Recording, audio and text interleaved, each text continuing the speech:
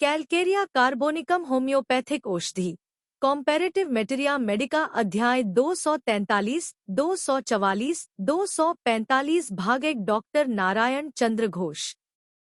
किसी भी बीमारी में इस दवा का प्रयोग करते समय रोग की अपेक्षा इसके धातुगत लक्षणों पर सबसे पहले ध्यान देना चाहिए।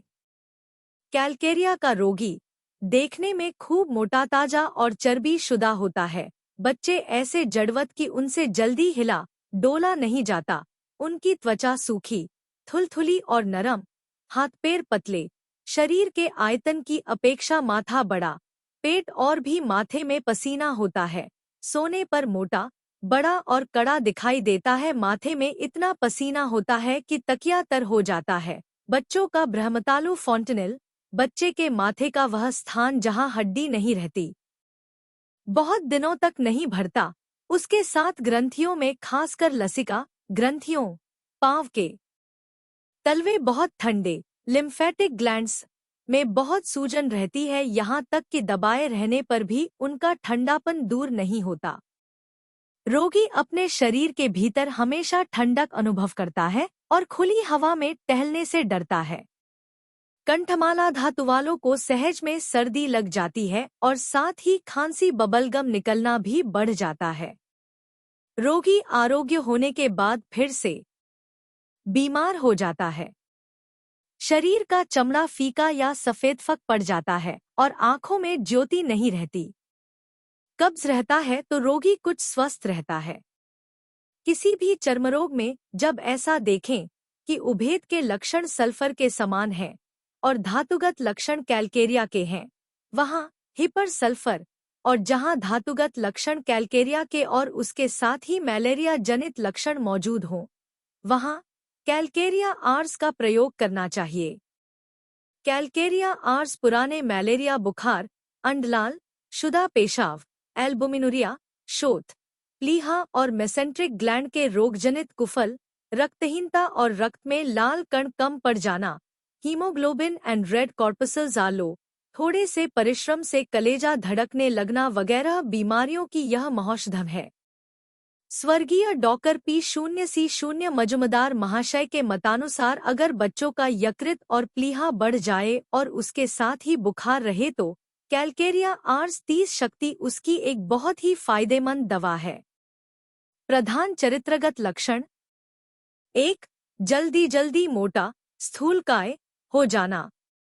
2. बच्चों का माथा और पेट बड़ा, माथे का जोड़ और ब्रह्मरंध्र खुला, सारी हड्डियां नरम, हड्डियों का बहुत धीरे धीरे पुष्ट होना। 3. हाथ पतले, मांस थुलथुला, जरा सा भी परिश्रम करने से पसीना होने लगना, जरा सी ठंड लगते ही सर्दी हो जाना। 4.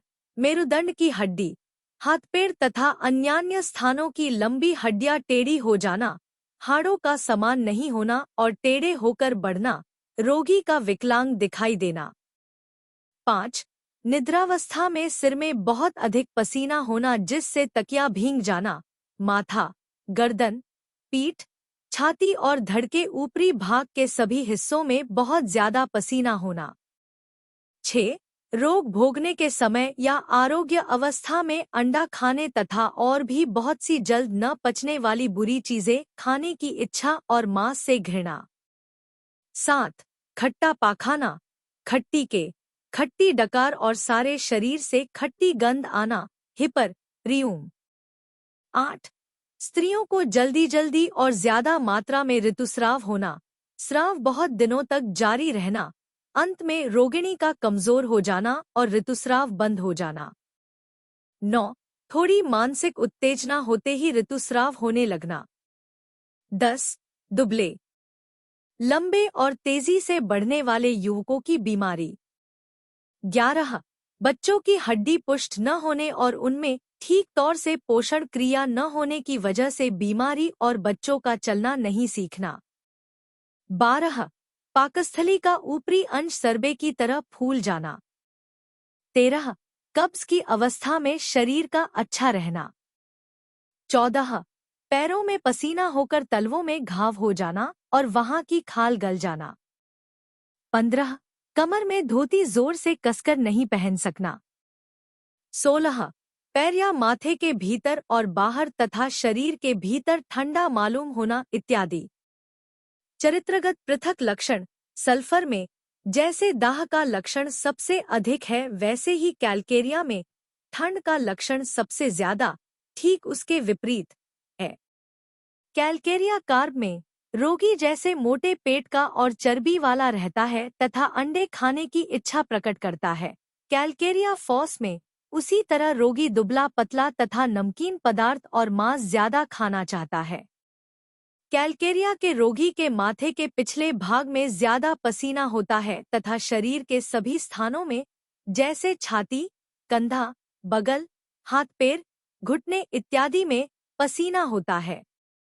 इसी तरह साइलेसिया समूचे माथे और हाथ पैरों में ज्यादा पसीना होता है और पसीने में बदबू या खट्टी गंध रहती है।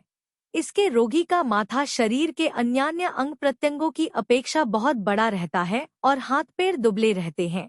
रोगी के शरीर में जो पसीना होता है उसमें भी बदबू रहती है। उस पसीने से पैर के तलवों और अंगुलियों की खाल गल जाती है और घाव हो जाता है। सल्फर में माथे में सामने की ओर अधिक पसीना होता है।